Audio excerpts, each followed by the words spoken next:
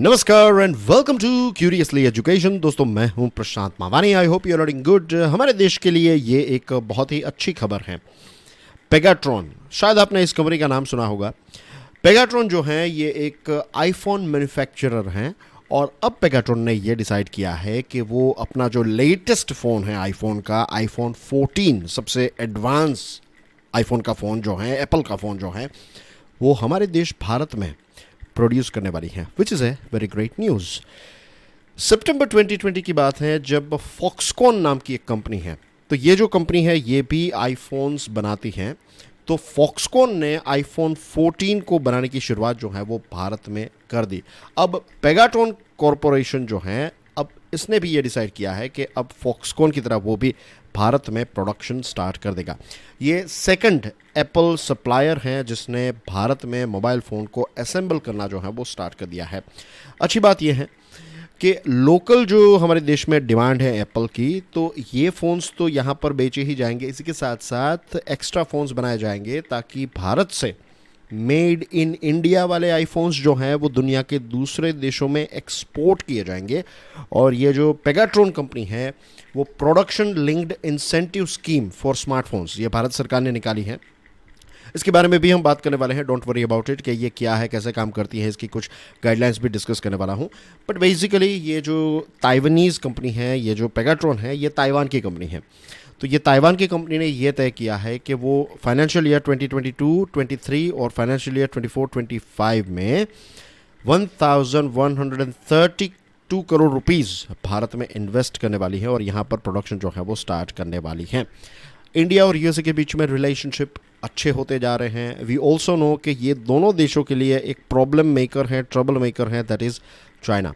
तो यूएसए की बहुत बड़ी बड़ी कंपनीज जो हैं वो कंप्लीटली नहीं लेकिन धीरे धीरे करके डाइवर्सिफाई होती जा रही है ताकि उनको चाइना पर डिपेंडेंट ना रहना पड़े। अब 3 ऐसी कंपनीज हैं जो एप्पल के मैन्युफैक्चरर्स हैं। अब एप्पल जो है वो एक कंपनी है और प्रोडक्शन जो है वो एप्पल नहीं करती है। एप्पल क्या करती है कि चीज़ों को डिज़ाइन कर लिया, छोटी बड़ी सारी चीज़ों को डिज़ाइन कर लिया, उसके बाद ये फॉक्सकॉन, पेगाट्रॉन और विस्ट्रॉन, ये 3 ऐसी कंपनीज़ हैं जो एप्पल के लिए फ़ोन्स पैदा करती हैं, लैपटॉप्स और ये सारी चीज़ें भी बनाती हैं। तो अब ये तीनों कंपनीज जो हैं वो धीरे धीरे करके यहाँ पर मैन्युफैक्चरिंग बेस जो है वो बढ़ाएगी। विस्ट्रॉन भी आने वाले समय में भारत आ सकती हैं। रही बात फॉक्सकॉन की, तो फॉक्सकॉन का एक बहुत बड़ा प्लान चाइना में है। ये झेंगझाओ नाम की जो जगह है, सिटी है चाइना का, तो यहाँ पर ये जो फॉक्सकॉन का प्लांट है दोस्तों, ये दुनिया का सबसे बड़ा आईफोन मैन्युफैक्चरिंग प्लांट है। और पिछले कई दिनों से चाइना में जो कोविड-19 चल रहा है, इसकी वजह से झेंगझाओ जो हैं तो यहाँ पर लॉकडाउन चल रहा है, यानी कि एप्पल आईफोन प्रोडक्शन जो है इस पर एक बहुत बड़ा एक ब्लॉक लग गया है, एक बहुत बड़ा स्टॉप लग गया, फुल स्टॉप लग गया है। तो ऐसी सिचुएशन ना हो कि किसी एक देश में ही आपने सारा प्रोडक्शन का प्लान रखा है, जो अंग्रेजी में कहता है ना कि don't keep all your eggs in one basket. इसका मतलब ये है कि अगर आपने सारे अंडे एक बास्केट में रखे और वो बास्केट आपके हाथ से गिर गया तो सारे के सारे अंडे क्या होंगे, टूट जाएंगे। लेकिन अगर आपने 50 अंडे हैं और 10-10 अंडे अलग अलग बास्केट में रखे हैं तो ऐसी सिचुएशन जो है वो नहीं होगी। एक बास्केट गिर गया तो पूरा नुकसान नहीं होगा। इन द सेम वे बड़ी बड़ी कंपनीज जो हैं वो सिर्फ चाइना में मैन्युफैक्चरिंग प्लांट करके उनको अब ये पता चला है कि it is not a good decision. अब कुछ दूसरे देशों में जैसे कि वियतनाम है, तो वियतनाम में भी प्रोडक्शन जो है वो काफ़ी अच्छा है। अब इंडिया की तरफ भी ये कंपनीज जो हैं वो अट्रैक्ट हो रही है। जैसे हमने देखा कि सितंबर से फॉक्सकॉन ने यहाँ पर प्रोडक्शन जो है वो स्टार्ट कर दिया है। एप्पल के एक एनालिस्ट हैं मिंग ची को, वो कहते हैं कि iPhones made by Foxconn in India will grow by at least 150% on year in 2023।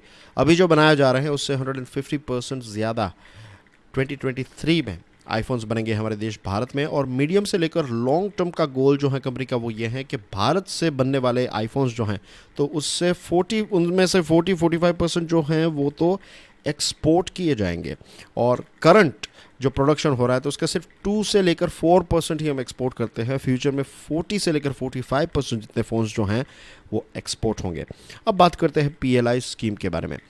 Pegatron जो है इसने थोड़ी लेट एंट्री ली है, 5 सालों के लिए ये पीएलआई की स्कीम है। तो पेगाट्रॉन पहले 4 सालों के लिए ही इस स्कीम में पार्टिसिपेट करने वाली है, क्योंकि जैसे मैंने आपको बताया कंपनी की एंट्री जो है वो लेट है। फॉक्सकॉन और विस्ट्रॉन जो हैं ये कंपनीज जो हैं तो उनको पूरे 5 सालों का लाभ मिलेगा। बाय द वे मैंने बताया कि विस्ट्रॉन जो है, विस्ट्रॉन भी यहाँ पर पैदा कर रही है, फॉक्सकॉन भी पैदा कर रही है, और अब जो एंट्री हुई है वो पेगाट्रॉन की हुई है। तो ये दोनों कंपनीज जो हैं उन्होंने ऑलरेडी प्रोडक्शन यहाँ पर स्टार्ट कर दिया है और उनको पूरा 5 साल का लाभ जो है वो मिलेगा।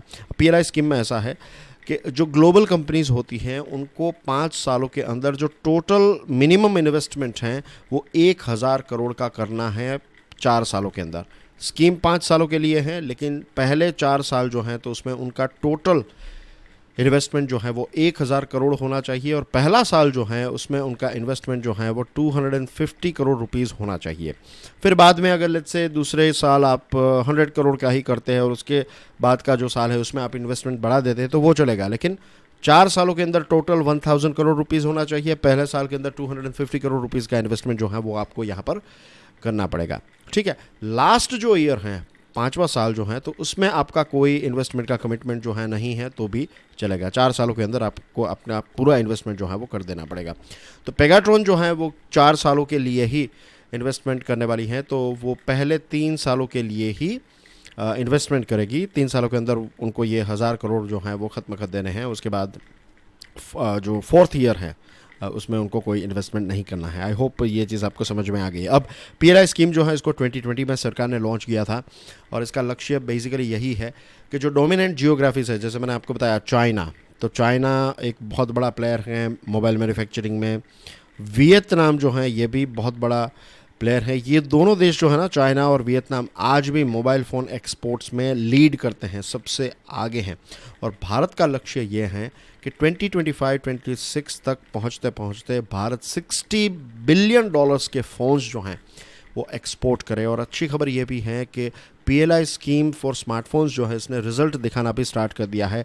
Monthly mobile phone exports from India जो है इसका आंकड़ा $1 बिलियन टच कर गया है। इसका मतलब है 8200 करोड़ रुपीज़ के फ़ोन्स जो हैं वो हमने एक्सपोर्ट किए, और पहली बार सितंबर में हमने ये आंकड़ा जो है वो अचीव किया है। इसमें सबसे बड़ा रोल एप्पल और सैमसंग ने प्ले किया है। अब पेगाट्रॉन का जो यहाँ पर इन्वेस्टमेंट का प्लान है तो एक इन्फोग्राफिक है, thanks to Economic Times for this infographic.